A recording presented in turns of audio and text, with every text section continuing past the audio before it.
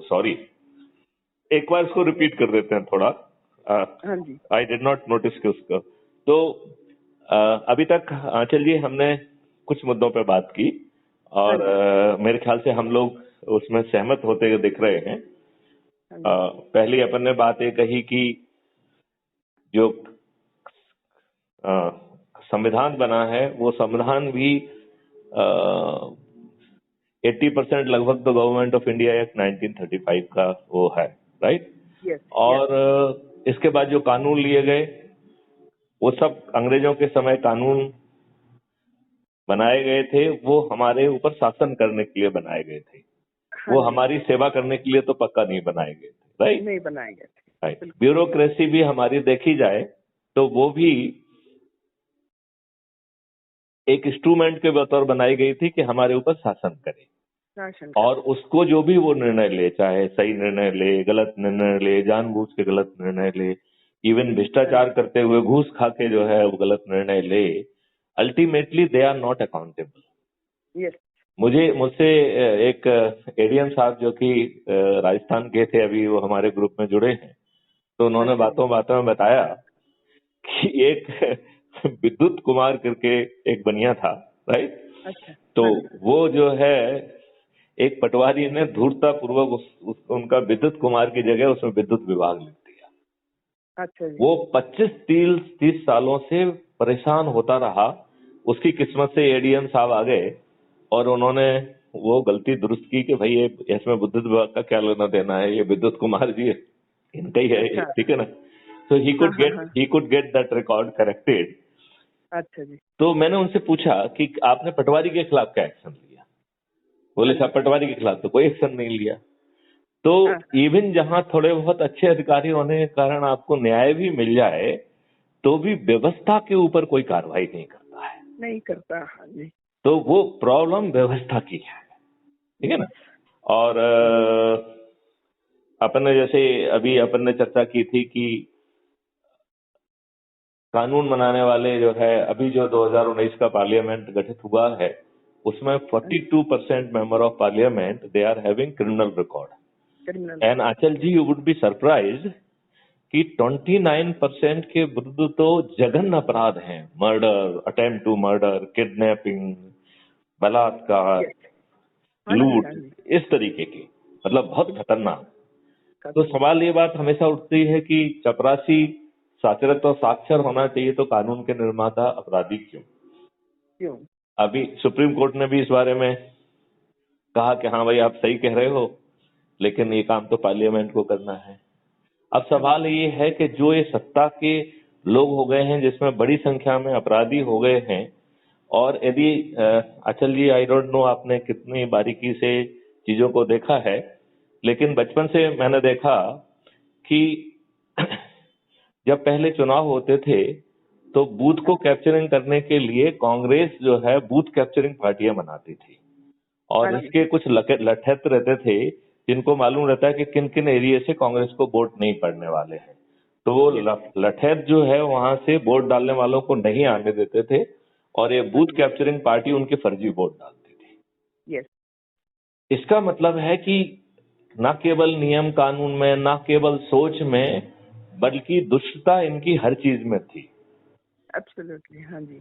आप ये देखिए ढेर सारी किताबें जिसमें कि फैक्ट्स लिखे हुए थे और वो फैक्ट्स इनको पैलेटेबल नहीं थे, इनको हजम होने वाले नहीं थे, और इनकी पूरी थ्योरी एक्सपोज हो जाती तो उन्होंने ऐसी फिल्म और ऐसी किताबों को कुछ छपने नहीं दिया। तो मतलब किसी भी तरीके से मुझे इनकी देशभक्ति और राष्ट्रीयता में वो चीज नहीं दिखाई देती है जो मैं देखना चाहता हूँ। तो अब सवाल ये उठता है कि व्यवस्था में कैसे परिवर्तन लाया जाए। अब जैसे मैं माननीय नरेंद्र मोदी जी के बारे में एक दो बात करता हूँ, उनसे बहुत अपेक्षाएं हैं, वो बहुत सारी चीजें कर भी रहे हैं, लेकिन मुझे लग रहा है कि उनके कार्य में भी भटकाव बहुत है।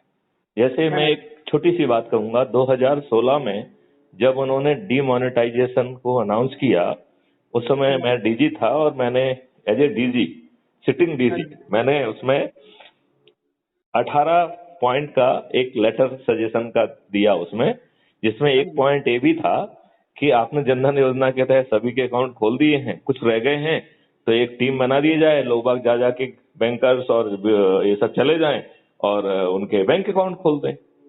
जो एक्सचेंज योजना बनाई गई थी उसमें सबसे बड़ी धूर्तता हुई, लोगों ने मजदूरों को खड़ा करके कई बार रोज खड़ा करके उनसे अपने पैसे एक्सचेंज कराए, राइट। अब यदि मान लो हम जनधन योजना में कहते कि भाई जितना भी पैसा जमा करना है आप पहली मुश्त में जमा कर दो, और यदि आप दूसरी तीसरी मुश्त में भी जमा करना चाहते हैं तो वो भी जमा कर पाएंगे, but you have to give the in writing कि आप पहली बार क्यों जमा नहीं कर पाए, दूसरी बार क्यों नहीं जमा कर पाए, so that we can look into the detail, right.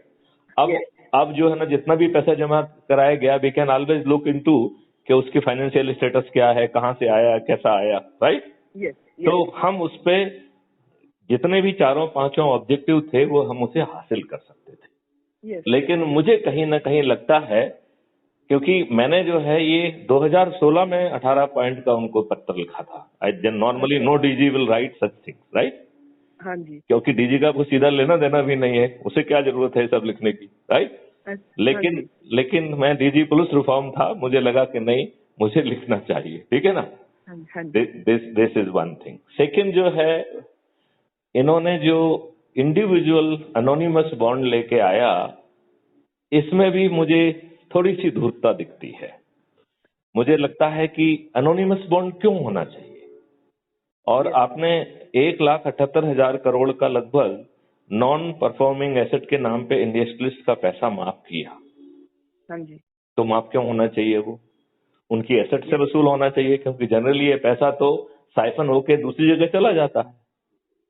तो rather than return it off, we should recover by selling their property. यदि जहां जहां गया हो उसको करके वैसा करना चाहिए, जो कि स्टैंडर्ड प्रक्रिया भी है। तो मुझे ये छोटी छोटी चीजें में, जैसे आर्टिकल 370 किया, पूरे सभी लोगों ने जो है ना इनको सराहा, अपने सिर पे बिठाया। लेकिन आई डोंट नो, आपको मालूम है कि नहीं, एक डोमिसाइल पॉलिसी आई, राइट। वो डोमिसाइल पॉलिसी में सभी जॉब जो है वो 15 साल जो वहां रहा हो, ऐसा करके उसको किया गया है।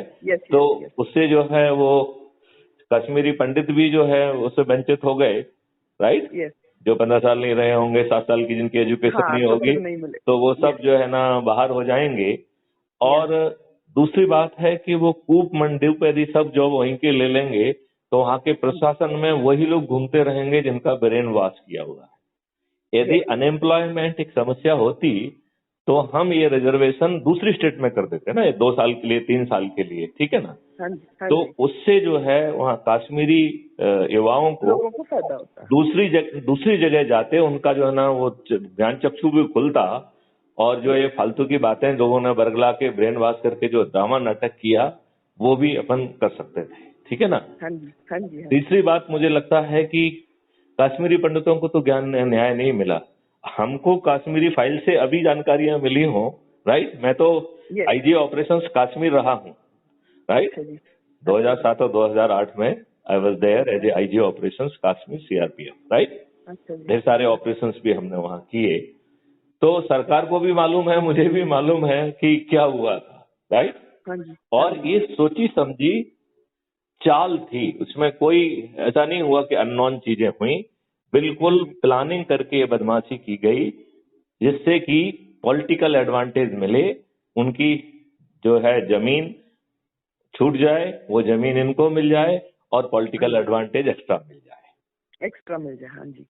तो इस तरीके की बहुत सारी दुष्टता की गई है, और मुझे लगता है कि हमें जो है अब समय आ गया है कि एक पॉलिसी लेके आना चाहिए। वो पॉलिसी होना चाहिए कि देखो, ब्यूरोक्रेट एंड पॉलिटिशियन ये दोनों लोग मिलके जो है गड़बड़ करते हैं, और फिर कुछ भी उल्टा सीधा अंदर करते रहते हैं, और बाद में जो महत्वपूर्ण कागजों को जला भी देते हैं, राइट। हाँ जी। तो देयर शुड बी सिस्टम कि जिसने जो कुछ भी कहा हो, आपने देश प्रेम, राष्ट्रीयता के लिए जो आवश्यक है वो आप निर्णय लीजिए, क्योंकि आप हेल्म ऑफ अफेयर में हैं, हर चीज पब्लिक में नहीं की जा सकती है। यू बिल्कुल दृढ़ता के साथ निर्णय लीजिए, लेकिन that should be jotted down properly, और उसमें कहीं ना कहीं वो सब आइडिया लिखना चाहिए कि why you thought that way, right. yes, और yes, 15 साल बाद या 20 साल बाद that should come in public domain. should be available, yes, और कहीं पे यदि क्रिमिनल कंस्पायरेसी दिखती है तो as a matter of policy उसमें अपराध पंजीयन होना चाहिए और ब्यूरोक्रेट और नेताओं को जेल जाना चाहिए। yes, यदि वो पॉलिटिकल कंस्पिरेसी, क्रिमिनल कंस्पिरेसी उसमें समझ में आती है तो आती है तो and it must be examined. जैसे ही पब्लिक में होगा तो वो कंटेंट डज इट इंडिकेट, मतलब उसमें सर्टेनिटी होना चाहिए इस चीज की, तो उससे क्या रहेगा कि राष्ट्रीयता बाधक नहीं होगी। लेकिन आप Yes. जो है ना सैया भाई कोतवाल के तर्ज पर पॉलिटिशियन एंड ब्यूरोक्रेट मिलके एक दूसरे के लाभ के लिए निर्णय नहीं ले पाएंगे। हाँ जी, this is the first very important lesson which must come from there, क्योंकि Yes. इन्होंने तो कन्वीनियंटली रिजाइन कर दिया, एनआरकी क्रिएट कर दी फारूक अब्दुल्ला ने। यस, हाँ जी, जो है मुफ्ती सईद जो है होम मिनिस्टर बने, उन्होंने जो है ना उनके यहाँ फोन नहीं उठे, वहां से फोर्स नहीं मिला, आर्मी को जो है ना डिप्लॉय नहीं किया गया है। इस देश में कश्मीर जैसी सेंसिटिव जगह से इंटेलिजेंस फेलवर तो हो नहीं सकती है, तो हाँ जी। वो जो कम्युनिकेशन है उसको किसने नजरअंदाज किया? यस सर, हम तो कह रहे हैं उसमें ऑफेंस रजिस्टर करके यदि वो मर गया है तो भी कैन से कि अपराधी है, अब मर गया है, ठीक है ना। हाँ जी, लेकिन हाँ जी। Let on record offence be registered and चाहे हम उसे, चूंकि मर ही गया तो उसको जेल तो भेज नहीं सकते हैं, लेकिन भर्त्सना तो कर ही सकते हैं, कंडेम तो कर ही सकते हैं। Absolutely, I mean something need to be done. Yes, चौथी बात मुझे जो बहुत इंपॉर्टेंट लगती है कि हाँ जी। जो लोग अभी जहां हैं, हमारी जुडिशियल व्यवस्था जो हमारा क्राइम फ्री भारत की 5 सर्टेनिटी है, उसमें एक सर्टेनिटी है certainty of justice with in 1 month through the Yes. Distributed video based trial, right. इसका Yes. मतलब है कि जैसे पहली सर्टेनिटी है कि आप थाने बिना जाए आपकी एफआईआर दर्ज हो, ऐसे ही तीसरी सर्टेनिटी कह रही है कि आपका बिना कोर्ट जाए कोर्ट ट्रायल होना चाहिए। और एक काश्मीरी पंडितों के केस में और ज्यादा वो है कि उनको कोई समन्स वारंट जारी ना किए जाएं, उनको जो है अपनी जगह से ही वीडियो बेस्ड डिस्ट्रीब्यूटेड ट्रायल के माध्यम से उनका एविडेंस लिया जाए और कम से कम जिन लोगों को अपन अभी सजा दे सकते हैं उनको सजा दी जाना चाहिए, because there are reports, there are जो है ना एविडेंस। Yes. कम से कम जितने में एविडेंस हो कम से कम उतनों को तो जेल भेजो, और जो पॉलिटिकल इनसेंसिटिविटी, पॉलिटिकल कंस्पायरेसी है उसको भी पनिश किया जाए। Yes. मतलब ये अच्छी बात है कि आप जो ना दूध खाते रहें और उसको जो है ना वो करें। एंड कुछ लोगों ने ये भी कहा कि साहब मुस्लिम भी मरे, तो मुस्लिम वो मरे जिन्होंने बचाने की कोशिश की। हाँ जी, मतलब जो अच्छे मुस्लिम थे, those who were not telling anything in favour of this cricket fellow, उनको मार दिया उन्होंने। उनको मार दिया। और किसी को भागने की तो जरूरत पड़ी नहीं, किसी को तो जो है ना कश्मीर छोड़ने की जरूरत नहीं पड़ी। So Yes. it is not a different case. They will be counted as Hindu only, right? Because yes. they are a decent Muslims, those who were in favor of justice. कि भाई नहीं ऐसा मत करिए, हम लोग साथ में रहे हैं, ऐसा मत करिए, तो they will be more seen as a Hindu, right? Hindu supporter at least, if not Hindu supporter, Yes. right? तो यदि हम आंखें बंद करेंगे तो ऐसे केसेस बहुत सारी जगह हो रहे हैं और पॉलिटिकल डिस्पेंसेशन में सिस्टम कॉग्निजेंस नहीं ले रहा है। ऐसे केस यूपी में हैं, आपने जो है इसका सुना ही है अभी, जो कि अखिलेश का राइट हैंड था, अखिलेश यादव का राइट हैंड था। तो ऐसे बहुत सारे केसेस जो है ना चारों तरफ हैं, and lot many Kashmir are in making. And हम लोग जो है अपने छोटे छोटे गेन के लिए, अपने छोटे छोटे फायदे के लिए, अपने छोटे छोटे डर की, अब कुछ लोग तो इतना डरने लग गए कि उन्हें लगा कि हमने मुंह खोला तो कोई ऐसा ही नहीं हमको मर्डर कर दिया जाए। मतलब अपने ही देश में बदमाशों का इतना डर। अब ये बताइए, देश का प्रधानमंत्री कह रहा है कि हमें कच्चा खा जाएंगे, हमें जीने नहीं देंगे, राइट। ये माननीय नरेंद्र मोदी जी का स्टेटमेंट है, राइट। एक दूसरे ओवैसी का स्टेटमेंट है कि जब मोदी हिमालय चला जाएगा, योगी मठ में चला जाएगा, तब तो मैं कौन बचाएगा, मैं कुछ नहीं भूलूंगा, एक ही चीज याद रखूंगा। एक इस देश में हो क्या रहा है? एंड हम अच्छे इंटेलिजेंसिया हैं, बी सिलेक्टिवली। मुझे तो लगता है कि intelligentsia itself is A fraud. Yes. वो जो है कहानी गढ़ता है, और उसको जो है वो टीवी डिबेट पे आता है तो उसको बताया जाता है कि आपको क्या बोलना है। Yes. he has to confirm that line of action, otherwise he will not be caught। Yes. तो ऐसा फिर इंटेलिजेंसिया किस काम का? कोई किसी पार्टी का जो है ना बिल्ला लगाए हुए, कोई किसी का बिल्ला लगाए हुए है। मुझे राष्ट्रीयता का बिल्ला और देश प्रेम का बिल्ला लगाए हुए तो कोई नहीं दिखता है। कोई नहीं दिखता है। Do you agree Anchal ji with my views? हाँ जी बिल्कुल। तो अब सवाल उठता है कि इस पूरे माहौल को हम क्या ये कह सकते हैं कि आसुरी शक्तियों ने चारों तरफ से हमको घेर लिया है।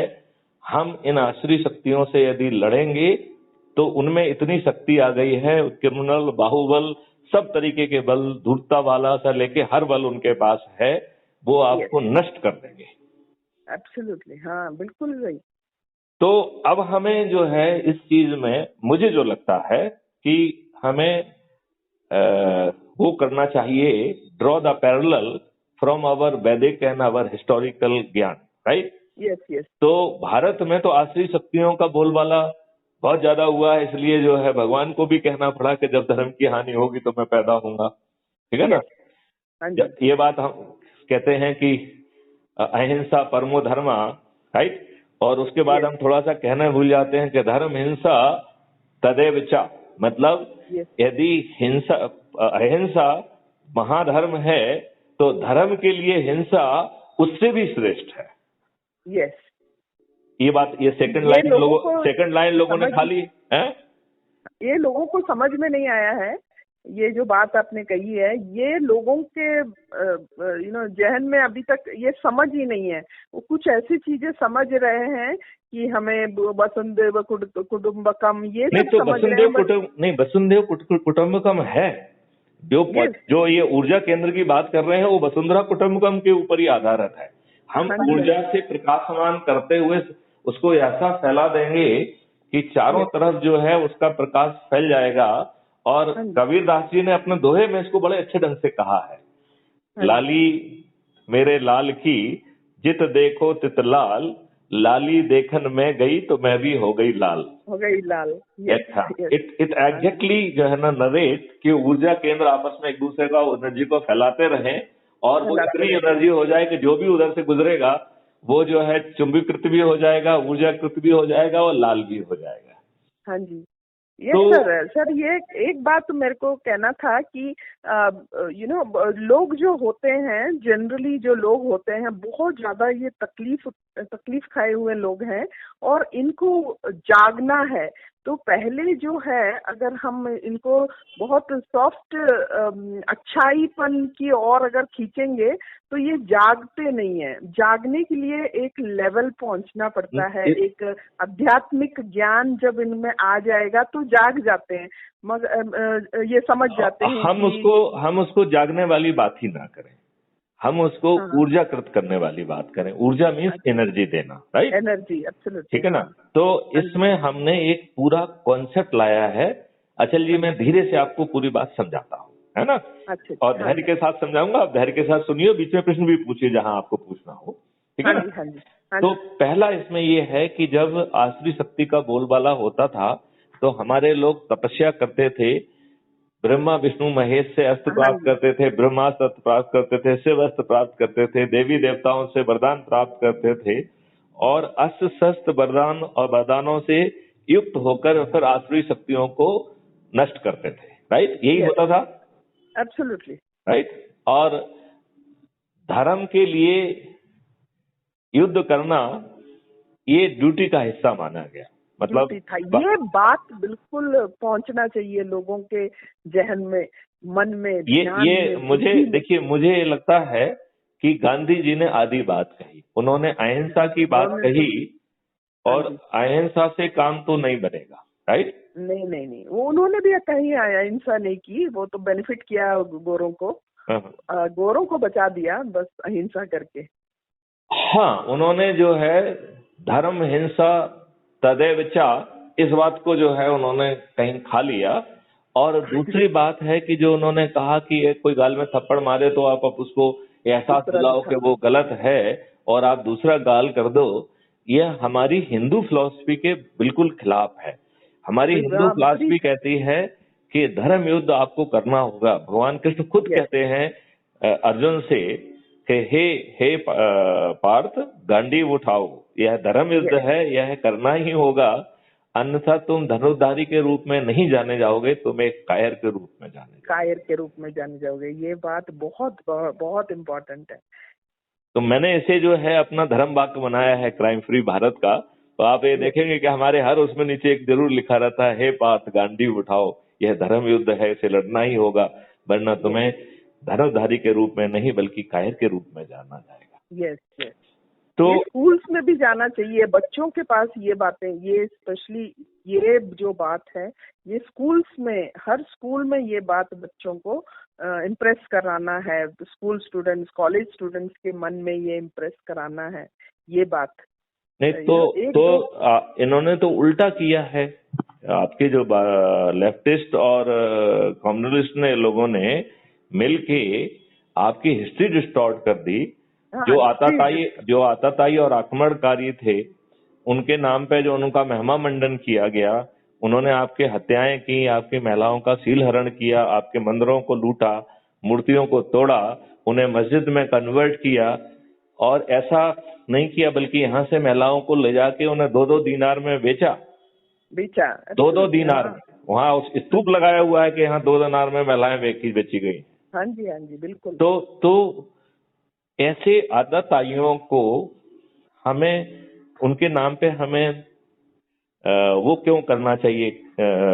ना स्ट्रीट के नाम होना चाहिए, ना शहर के नाम होना चाहिए, ना रेलवे स्टेशन के नाम होना चाहिए। मैं इस बात के लिए फिर से नरेंद्र मोदी जी को जो है ना साइडर से धन्यवाद देना चाहूंगा कि उन्होंने इस प्रक्रिया में काफी ध्यान दिया और स्पेशली रेलवे स्टेशन वगैरह के नाम बदले हैं। और अब एक भी ऐसा नाम नहीं बचना चाहिए जो आताताइयों के नाम से हो। और मेरा ये भी मानना है कि इसकी मांग मुसलमानों की ओर से आना चाहिए, क्योंकि आज जो मुसलमान है उसका डीएनए तो हिंदू का ही है। वो उसके ऊपर जो है ना इतने अत्याचार किए गए, जिससे तंग आके या तो मौत के साया में या उस साया में उसने जो है इस्लाम धर्म जो है ना कबूल किया। देखा जाए तो उसकी 2 या 3 पीढ़ी के पीछे यदि जाएंगे तो इतने में ही जो है ना हिंदू मिल जाएंगे, हिंदू मिलेगा। हाँ, तो देखा जाए, देखिए आप कोई भी धर्म मानिए, धर्म मानना आपका आस्था का विषय है, राइट? हाँ जी। वैसे तो मेरा ये भी मानना है कि धर्म में यदि कोई पैगंबर बात कह रहा है तो उसे ईश्वरी शक्ति प्राप्त होती है। ईश्वरी शक्ति प्राप्त व्यक्ति को ये पृथ्वी जो है ना चपटी नहीं दिखना चाहिए, तो उसे गोल है ये समझ में आना चाहिए थी। और उस व्यक्ति को ये भी बात समझ में आना चाहिए थी कि दूसरे धर्म को मानने वाला को आप जो है हत्या करेंगे और उसके लिए उसको जो है काफिर बना जो है ना काफिर तो उसको बनाएंगे जिसकी हत्या कर रहे हैं, और उसको जो है 72 हूरें मिलेंगी। ऐसी बात जो है भगवान का जो है ना दूत तो नहीं कह सकता है। नहीं है। तो या तो उसमें मिलावट है या जो कुछ ना कुछ गड़बड़ है। और ये काम जो है कोई हिंदी को नहीं करना चाहिए। आई फील कि एक आयत पे मुसलमानों को बहस करना चाहिए कि is it A message of God और इट इज ए धूर्तता। हाँ जी। मतलब बेसिकली यदि आप करेंगे तो लगेगा आप क्यों कर रहे हो, राइट? हाँ जी। अच्छा, और जो है ना अधिकांश लोग जो इनके जो इंटरप्रेटर हैं, इन लोगों ने झूठे इंटरप्रिटेशन किए हैं, सही बातें ही नहीं मालूम है। मुसलमानों में शिक्षा भी कम है, मदरसे में तो ये जो चाहते हैं वो पढ़ाते हैं उल्टा सीधा। तो जो है इसका मिस इंटरप्रिटेशन करके जिहाद और इस तरीके की गड़बड़ियां बहुत लाई गई हैं, जो कि बहुत ही बुरी बात है मेरे ख्याल से। लेकिन मैं बहुत जोर से फील करता हूं कि हमारी यह मांग अब मुस्लिम भाइयों की तरफ से आना चाहिए, क्योंकि वो पुराने हिंदू हैं और उनको जो है इन आक्रमणकारियों, इन आताताइयों के साथ अपने आप को बिल्कुल आइडेंटिफाई नहीं करना चाहिए, क्योंकि उन्हीं के आतंक के कारण उन्हें खुद को धर्म परिवर्तन, उनके पूर्वजों को धर्म परिवर्तन करना पड़ा। तो वो जो उनको आस्था कहती है वो करें। हम ये नहीं कह रहे हैं कि आप हिंदू बन जाइए, बट आई एम सेइंग कि इस बात का ध्यान रखिए कि आप जो है हिंदू थे, लिहाजा क्रिटिकली एग्जामिन करो और हकीकत को पहचानो, किसी के कहने पे मत करो।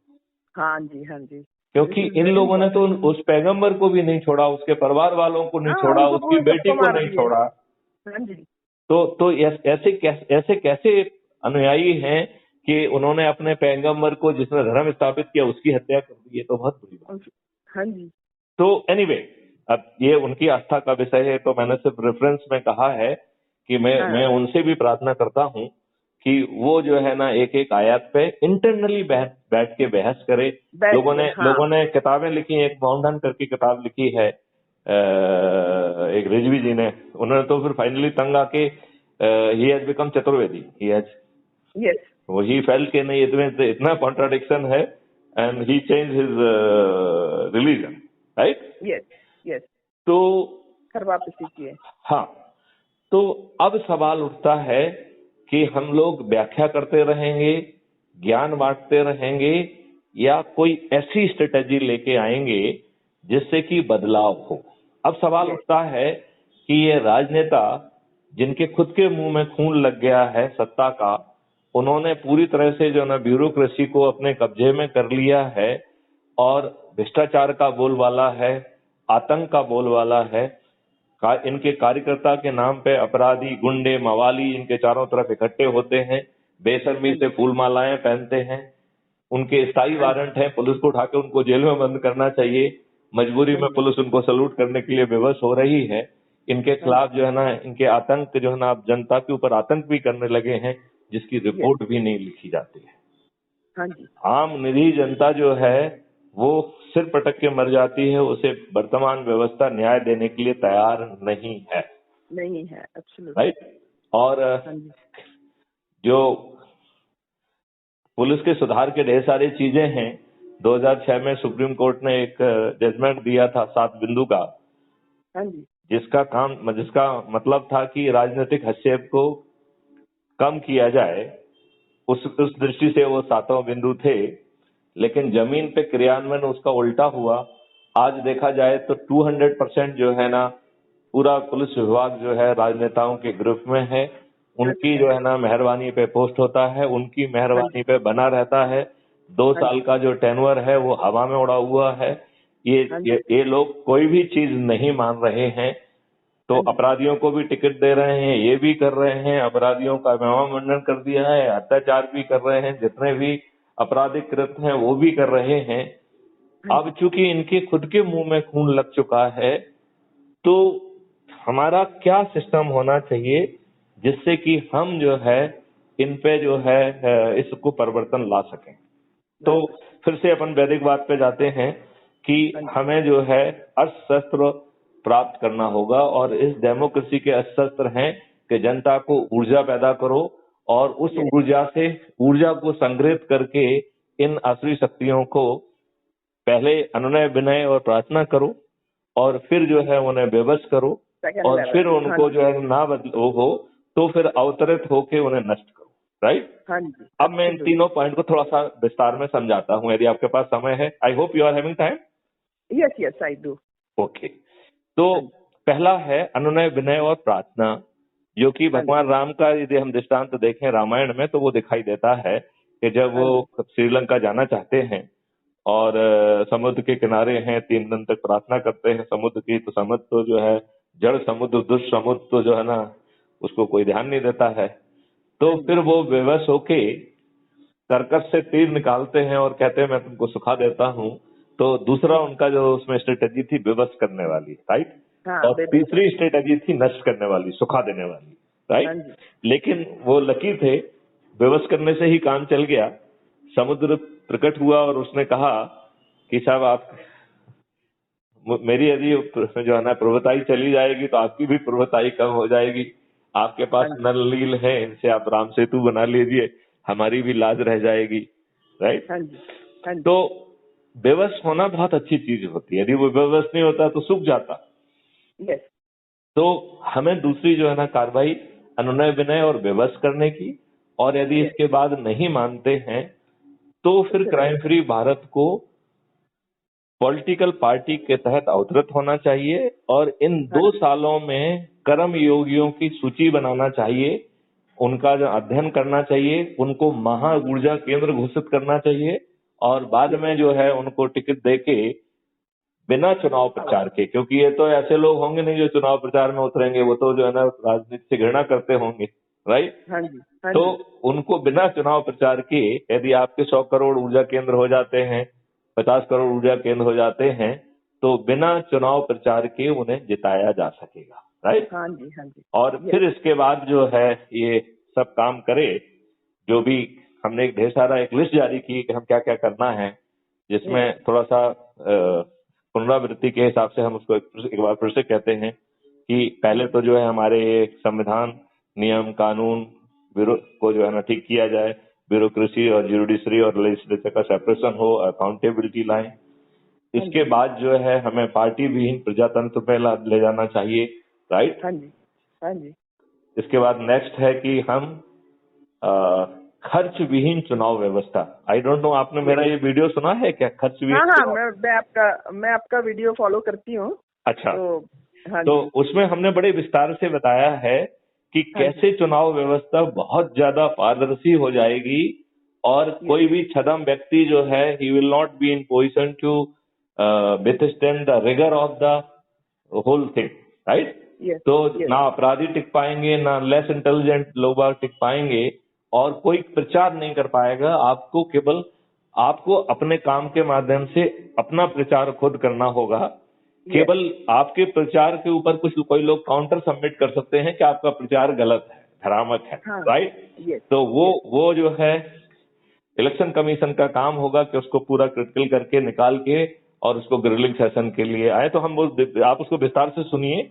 उसका नेक्स्ट स्टेज भी है जो हम एक और वीडियो लेके आएंगे, जिसमें हम बताएंगे कि उसी चुनाव व्यवस्था को कैसे हम लेजिस्लेचर से फिर एग्जीक्यूटिव के इलेक्शन के लिए उसको यूज करें, सेम अरेंजमेंट, राइट। अच्छा जी, अच्छा, तो जो है जैसे अज्यूम करिए कि मान लो मैं गृह मंत्री बनना चाहता हूं और 6 लोग गृह मंत्री बनना चाहते हैं, तो they have to come out with their videos with their authenticity कि वो गृह मंत्री क्यों होना चाहिए, राइट, क्यों होना चाहिए, राइट। फिर जो है ना उनमें से ही कोई कह सकता है कि नहीं ये जो क्लेम कर रहे हैं गड़बड़ है, तो काउंटर क्लेम भी आ जाएगा, राइट। हाँ जी, हाँ जी। तो और फिर उसका ग्रिलिंग सेशन हो, जैसा कि हमने दूसरे के जनरल चुनाव में कहा है, वैसे ही ग्रिलिंग सेशन हो जिसमें कि सामने वाले को डिफेंड करने का हो। यदि उसका आपराधिक रिकॉर्ड है तो उसको डिफेंड करने का हो। वैसे मैं तो ये मानता हूं कि तब तक जो है नरेंद्र मोदी साहब जो है अपराधियों को चुनाव में घुसने से की कहीं व्यवस्था हटा दें, पीपल रिप्रेजेंटेटिव एक्ट को अमेंड कर दें, बहुत अच्छी बात है। यदि पार्टी विहीन प्रजातंत्र ले आए तो बहुत अच्छी बात है। नहीं तो ये सब काम फिर क्राइम फ्री भारत को करना पड़ेंगे, ठीक है ना। यस, हाँ जी। तो इसके बाद जो नेक्स्ट जो हमारी स्ट्रेटेजी है और हमने उसके ऊपर भी वीडियो जारी किया है, that is the cyber crime free Bharat. It is a precursor to the paper currency free Bharat. Okay, जिससे कि नहीं तो जो है ना लोग उसमें घपले करेंगे तो घपले का डर खत्म हो जाना चाहिए, ठीक है ना। हाँ जी, हाँ तो जी, हाँ तो इसके बाद ऑलरेडी माननीय नरेंद्र मोदी जी ने बहुत अच्छा किया है। उन्होंने डिजिटल करेंसी के लिए ऑलरेडी इस बार के बजट में अनाउंस किया है और अभी जो है आरबीआई ने एक बहुत अच्छा निर्णय लिया है कि फोन पे और डिजिटल पेमेंट अब जो है फीचर फोन, बेसिक फोन से भी हो जाएंगे। अभी 3-4-5 दिन पहले ऐसा अनाउंसमेंट मैं सुन रहा था। हाँ जी। तो इसका मतलब है we are going already on that direction. अब मैं माननीय नरेंद्र मोदी जी से प्रार्थना करूंगा कि वो पहले से ही अनाउंस कर दें कि इस तारीख तक हम जो है साइबर क्राइम फ्री भारत प्राप्त करेंगे, राइट। और हमारे वीडियो में हमने बड़े आराम से बताया है कि it is very very easy.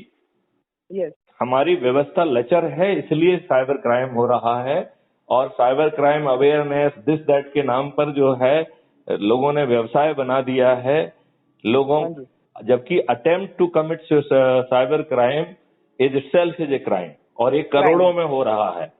तो यदि एक व्यक्ति ने ऐसे 100 क्राइम किए और उसको पकड़ के सामने जो है ना 7-7 साल की सजा देके उसको यदि अंदर बंद कर दिया तो वो तो जेल में सड़ जाएगा। और जो साइबर क्राइम करने वाला व्यक्ति है वो इजी मनी के लिए साइबर क्राइम कर रहा है, जिससे अपने बीवी के साथ जो है ना एंजॉय कर सके, विदेश जा सके, घूम फिरे, 5 स्टार होटल में रुक सके, इस तरीके की इजी मनी को जो है ना के लिए वो ये सब धंधे कर रहा है। जब उसे मालूम है कि मैं सड़ जाऊंगा और वो भी जो है ना हम अटेम्प्ट में ही पकड़े जाएंगे तो हमें पैसा तो मिलना नहीं है और जेल में और सड़ जाएंगे, तो मेरे ख्याल से कोई भी समझदार व्यक्ति साइबर क्राइम की